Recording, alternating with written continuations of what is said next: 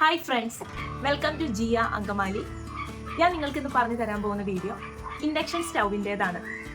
കഴിഞ്ഞ വീഡിയോയിൽ കമൻറ്റിൽ പ്രകാരം ഇൻഡക്ഷൻ സ്റ്റൗ, അതായത് അതിൻ്റെ ഫ്രണ്ട് പാനലായ ചിലത് ടച്ച് സ്ക്രീൻ ആയിരിക്കാം, ചിലത് പുഷ് ബട്ടൺ ആയിരിക്കാം, അതിന് കംപ്ലൈൻറ്റ് വരുന്നത് എങ്ങനെ സോൾവ് ചെയ്യാമെന്നുള്ളതാണ് ചോദിച്ചത്.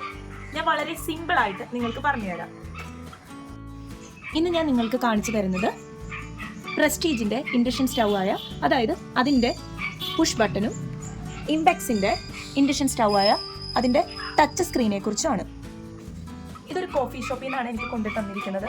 അങ്ങേയറ്റം അവർ ഉപയോഗിച്ചതിൻ്റെ പരിപ്പിളക്കിയാണ് എൻ്റെ കൈ കിട്ടിയത്. ഇതിൻ്റെ ഈ ബട്ടൺ നോക്കിയേ, ഈ ഓൺ ഓഫ് ബട്ടണൊക്കെ അവർ മാക്സിമം യൂസ് ചെയ്തതിൻ്റെ ഇതെല്ലാം പൊളിഞ്ഞു പോയി. ബട്ടൺ മാറ്റി വെച്ചതുകൊണ്ട് കാര്യമില്ല. ഇതിൻ്റെ ബോഡിയിൽ ഞാൻ വേറൊരു ബട്ടണും കൂടി വെച്ച് കൊടുക്കാൻ പോവാണ്. എന്നിട്ട് ഞാനിത് അടച്ചു കളയും. അപ്പോൾ നമുക്കൊന്ന് തുറന്നു നോക്കിയാലോ? ഞാൻ തുറക്കാൻ പോവാം കേട്ടോ. ഇതാണിതാ ഇതിൻ്റെ ഫ്രണ്ട് പാനലിൻ്റെ ബോർഡ്. ഇതിൻ്റെ അകത്താണ് ഇതിൻ്റെ സ്വിച്ചസുകളൊക്കെ ഇരിക്കുന്നത്.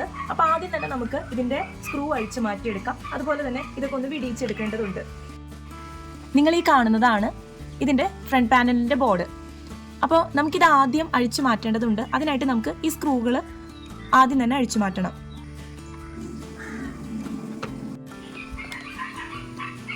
ഇതാണ് ഈ ഇൻഡക്ഷൻ സ്റ്റവിൻ്റെ അകത്തെ അവസ്ഥ.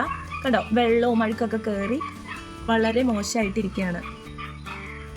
ഇതിൻ്റെ കൂളിങ്ങിനും എന്തെങ്കിലും കംപ്ലൈൻറ്റ് ഉണ്ടോ എന്ന് എനിക്ക് വളരെ ഡൗട്ട് ഉണ്ട്. കാരണം ഇത് നിങ്ങൾക്ക് കാണാമായിരിക്കും. കണ്ടോ, ഈ ബോഡി ഹീറ്റായി എല്ലാം തവിട് പൊടിയായിട്ടിരിക്കുകയാണ്. നിങ്ങൾ ഈ ബോർഡിൻ്റെ അവസ്ഥയൊന്ന് നോക്കിക്കേ. ആദ്യം തന്നെ നമുക്ക് ചെയ്യേണ്ടത് ഈ ബോർഡ് ഒന്ന് ക്ലീൻ ചെയ്യാന്നുള്ളതാണ്. ഇതിൻ്റെ സ്വിച്ചസ് ഒക്കെ നോക്കിക്കഴിഞ്ഞാൽ ആകെ മോശമായി കിടക്കുകയാണ്. അപ്പോൾ നമുക്ക് ആദ്യം തന്നെ ഇതിൻ്റെ സ്വിച്ചസുകളൊക്കെ മാറ്റി കൊടുക്കണം.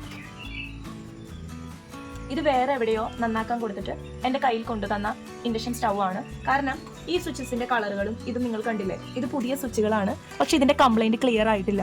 ഇതിപ്പോൾ എന്താ ചെയ്യാന്ന് വെച്ചാൽ ഇതിൻ്റെ എല്ലാ സ്വിച്ചുകളും മാറണം. അതുപോലെ ബോർഡ് നല്ല രീതിയിൽ ക്ലീൻ ചെയ്ത് കൊടുക്കുകയും ചെയ്യണം. ഇതിൻ്റെ ഒരു സ്വിച്ചിന് വെറും 2 രൂപ ചിലവ് മാത്രമേ നമുക്ക് വരുന്നുള്ളൂ. ഇതുപോലെയുള്ള ബോർഡുകളിൽ 90% നമുക്ക് കംപ്ലൈന്റ് വരുന്നത് ഈർപ്പം കയറി ഇതിന്റെ കമ്പോണൻസ് ഒക്കെ ഡാമേജ് ആയി വരുന്നതാണ്. ഈ കമ്പോണൻസ് ഒക്കെ കണ്ടു കഴിഞ്ഞാൽ നിങ്ങൾക്ക് ഇത് വ്യക്തമാകും. ഇതിന്റെ ബോർഡിലുള്ള ഐസികളൊന്നും സാധാരണയായി കംപ്ലൈന്റ് ആയിട്ട് ഇന്ന് കാണാറില്ല. കൂടുതലായിട്ട് സ്വിച്ചുകളും റെസിസ്റ്ററൊക്കെയാണ് കംപ്ലൈന്റ് ആയിട്ട് നമ്മൾ കാണാറ്. ഈ ഇൻഡക്ഷൻ സ്റ്റൗവിന്റെ 1-2 സ്വിച്ചുകൾ മാത്രമാണ് കംപ്ലൈന്റ് ആയിട്ട് ഇപ്പോൾ ഉള്ളത്. പക്ഷെ ഞാനിത് മാറ്റുമ്പോൾ എല്ലാം മാറ്റാൻ പോവാണ്. അതല്ലെങ്കിൽ നമ്മളിത് കംപ്ലൈന്റ് മാറ്റി എന്ന് പറഞ്ഞ് കൊടുത്തു വിടുമ്പോൾ വീണ്ടും അവർ തിരിച്ചു കൊണ്ടുവരാനുള്ള സാധ്യതയുണ്ട്. അപ്പൊ അതിലും ഭേദമല്ലേ നമ്മളെല്ലാം മാറി എല്ലാം ക്ലിയർ ചെയ്ത് കൊടുക്കുന്നത്. ഇതിന്റെ ഒരു സ്വിച്ചിന് വരുന്ന വില ഞാൻ നിങ്ങളോട് ആദ്യം പറഞ്ഞിരുന്നില്ലേ, 2 രൂപയാണ്. അപ്പോൾ നമുക്ക് എല്ലാ സ്വിച്ചുകളും മാറുമ്പോഴേക്കും ഒരു 10-25 രൂപയ്ക്ക് അത്രയും രൂപയാണ് വരുന്നുള്ളൂ. അപ്പൊ നമുക്ക് ഈ കമ്പോണന്റിലുള്ള, അതായത് ഈ ബോർഡിലെ എല്ലാ സ്വിച്ചുകളും നമുക്ക് ക്ലിയർ ചെയ്യാം. പിന്നെ ഒരു കാര്യം പറയാനുള്ളത്, ഇതുപോലെയുള്ള സ്വിച്ചുകൾ മാറാനായിട്ട് നമ്മൾ ആദ്യമായിട്ട് അറിഞ്ഞിരിക്കേണ്ടത് സോൾഡറിങ്ങും അതോടൊപ്പം തന്നെ ഡീസോൾഡറിങ്ങും നന്നായിട്ട് അറിഞ്ഞിരിക്കണം. ഇലക്ട്രോണിക്സിന്റെ എന്ത് പരിപാടികൾക്കും ഇത് അറിഞ്ഞിരിക്കേണ്ടത് അത്യാവശ്യമാണ്. അതിന്റെ ഡീറ്റെയിൽ ആയിട്ടുള്ള വീഡിയോ ഞാൻ ചെയ്യുന്നുണ്ട്. ഇപ്പോ നമുക്ക് ഇതിന്റെ സ്വിച്ചുകൾ എങ്ങനെയാണെന്ന് മാറുന്നതെന്ന് നോക്കിയാലോ. സ്വിച്ചുകളൊക്കെ മാറുന്നതിന് മുന്നേ ആദ്യമായിട്ട് നമുക്ക് ഈ ബോർഡ് ഒന്ന് ക്ലീൻ ചെയ്യേണ്ടതുണ്ട്. അതിനായിട്ട് ഞാൻ ഉപയോഗിച്ചത് ഇതാണ്. ഇതിപ്പം നിങ്ങളുടെ വീട്ടിലില്ലെങ്കിൽ, അതായത് വല്ല പെട്രോളോ അല്ലെങ്കിൽ സ്പിരിറ്റോ ഇതൊക്കെ വെച്ച് നമുക്ക് ഈ ബോർഡ് ക്ലീൻ ചെയ്യാവുന്നതാണ്. ബോർഡ് ഈ ബ്രഷ് ഉപയോഗിച്ച്, അതായത് നിങ്ങളുടെ കയ്യിലുള്ള തിന്നറോ ഐപ്പിയോ പെട്രോളോ ഉപയോഗിച്ച് നമുക്ക് ഇതുപോലെ ഒന്ന് ബോർഡ് നന്നായിട്ട് ക്ലീൻ ചെയ്ത് കൊടുക്കേണ്ടതുണ്ട്. അതിനുശേഷം ഇതൊന്ന് ജസ്റ്റ് തുടച്ച് ക്ലിയർ ചെയ്ത് കൊടുക്കാം. ബോർഡ് നന്നായിട്ട് ക്ലീൻ ചെയ്തിട്ടുണ്ട്. ഇനി അതിന്റെ കമ്പോണൻസ് മാറ്റുന്ന പരിപാടിയിലേക്ക് പോവാം. കേടായതും കംപ്ലൈന്റും ആയ സ്വിച്ചുകളാണ് ഇതെല്ലാം. ഇത് സേഫ് ആയിട്ട് പുറത്തേക്ക് നമ്മൾ എടുത്തതുകൊണ്ട് പ്രത്യേകിച്ച് ഗുണമൊന്നുമില്ല. ഞാനിതിപ്പോ ചെയ്യാൻ പോകുന്നത് കട്ട് ചെയ്ത് എടുക്കുകയാണ്. കേടായതും പെർഫോമൻസ് കുറഞ്ഞതുമായ സ്വിച്ചുകളാണ് ഇതെല്ലാം. അപ്പോൾ ഒന്നില്ലെങ്കിൽ നമുക്കിത് കട്ട് ചെയ്ത് എടുത്തു കളയാം, അതല്ലെങ്കിൽ ഡീസോൾഡറിങ് ചെയ്ത് കളയാം. ഡീസോൾഡറിങ് ചെയ്യുന്നതിന് മുന്നേ ഈ ഷീൽഡിൽ നന്നായിട്ട് ഫ്ലെക്സ് ഒന്ന് പറ്റി പിടിപ്പിച്ചെടുക്കണം. ഡീസോൾഡറിങ് ചെയ്യുന്നതിന് മുൻപ് തന്നെ ഡീസോൾഡറിങ് ചെയ്യേണ്ട ഈ കമ്പോണന്റുകളില്ലേ, അതിന്റെ ലെഗില് അല്പം ഫ്ലെക്സ് തൂത്ത് സോൾഡറിങ് അയൺ വെച്ച് ഒന്ന് മെൽറ്റ് ആക്കി കൊടുക്കണം.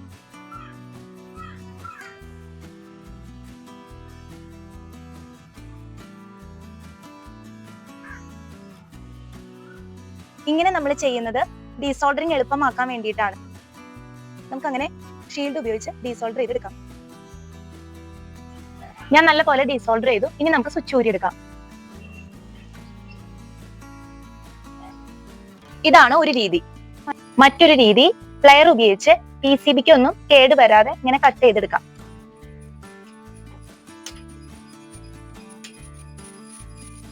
ഈ രീതിയിൽ കട്ട് ചെയ്തതിന് ശേഷം ഡീസോൾഡർ ചെയ്തെടുക്കുവാണെങ്കിൽ നമുക്ക് പണി ഇത്തിരി എളുപ്പമുണ്ട്. കട്ട് ചെയ്യുമ്പോൾ ബോർഡിനും അടുത്തുള്ള കമ്പോണൻസിനൊക്കെ കേട് വരാതെ നോക്കണം. എല്ലാ സ്വിച്ചുകളും നമ്മൾ അങ്ങനെ ഡീസോൾഡർ ചെയ്തെടുത്തു. ഇനി ഈ ഡീസോൾഡർ ചെയ്ത ഭാഗം ഒന്നുകൂടെ ക്ലീൻ ചെയ്ത് കൊടുക്കേണ്ടതുണ്ട്. ഡീസോൾഡറിങ് ചെയ്തതിന് ശേഷം ബോർഡെല്ലാം നല്ലപോലെ ഞാൻ ക്ലീൻ ചെയ്തിട്ടുണ്ട്.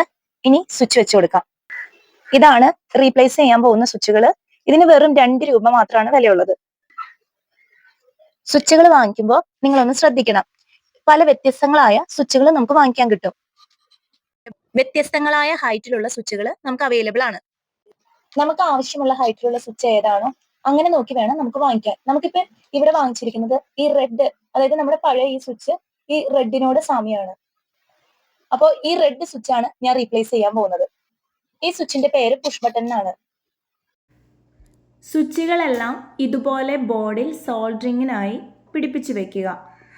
അതിനുശേഷം നമുക്ക് സോൾഡറിങ് ചെയ്യാം. ഇതുപോലെ വൃത്തിയായി സോൾഡർ ചെയ്യാം.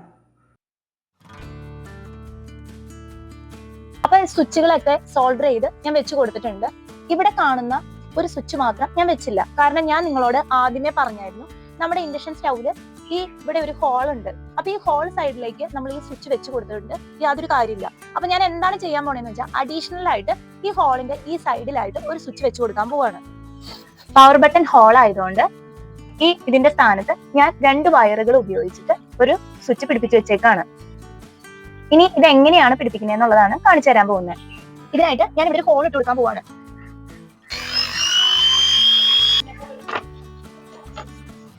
അപ്പൊ ഹോൾ ഇട്ടത് കറക്റ്റ് ആയിട്ടുണ്ട്. ഇനി നമുക്ക് ഇത് വെച്ച് കൊടുക്കാം.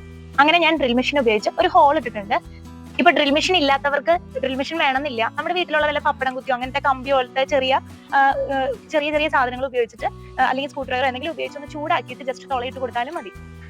ഇനി ഈ ബോർഡ് തിരിച്ചു കയറ്റി ഒന്ന് സെറ്റ് ചെയ്ത് കൊടുത്താൽ മതി. നമ്മുടെ പണിയൊക്കെ തീർന്നു. അപ്പൊ ബോർഡ് നമ്മൾ പഴയ പോലെ വെച്ച് കൊടുത്തിട്ട് സ്ക്രൂ ചെയ്ത് കൊടുക്കാം.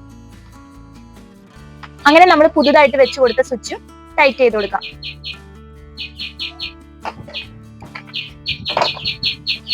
ഈ ഓപ്പൺ ആയിട്ടുള്ള ഭാഗം നമ്മളൊരു പശ വെച്ച് അടച്ച് എന്തെങ്കിലും ഒരു ചെറിയ കഷ്ണം വെച്ച് നമുക്കിതൊന്ന് അടച്ചു കൊടുക്കാം.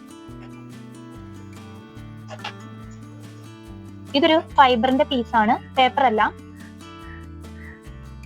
അങ്ങനെ ഈ രീതിയിൽ നിസ്സാര ചെലവിൽ നമുക്ക് സ്വിച്ചുകൾ വെച്ച് കൊടുക്കാവുന്നതേ ഉള്ളൂ. ഇതിന് മുന്നേ ആയിട്ട് ഞാൻ ആദ്യമേ പറഞ്ഞായിരുന്നു, ഈ പരിപാടികളൊക്കെ ചെയ്യുന്നതിന് മുന്നേ നമ്മൾ അറിഞ്ഞിരിക്കേണ്ട കാര്യം എന്ന് പറയാൻ സോൾഡർ ചെയ്യുക അല്ലെങ്കിൽ ഡീസോൾഡർ ചെയ്യുക എന്നുള്ളത് നന്നായി പഠിച്ചിരിക്കണം. അത് ഞാൻ ഇനി അടുത്ത വീഡിയോയിൽ നിങ്ങൾക്ക് കാണിച്ചു തരാം. ഞാൻ ഈ ഇൻഡക്ഷൻ സ്റ്റൗവ് അടച്ച് ഓൺ ചെയ്ത് കാണിക്കുന്നില്ല, കാരണം ഇതിന്റെ മെയിൻ കംപ്ലൈന്റ് അതിന്റെ മദർ ബോർഡിനാണ്. അപ്പൊ അതും ക്ലിയർ ചെയ്തതിന് ശേഷം ഞാനിത് ക്ലോസ് ചെയ്ത് ഓൺ ചെയ്ത് നിങ്ങളെ കാണിച്ചു തരാം. അപ്പൊ നിങ്ങൾക്ക് എല്ലാവർക്കും എന്റെ ഈ വീഡിയോ ഇഷ്ടമായെന്ന് വിചാരിക്കുന്നു. അടുത്ത വീഡിയോയിൽ നമുക്ക് വീണ്ടും കാണാം. താങ്ക്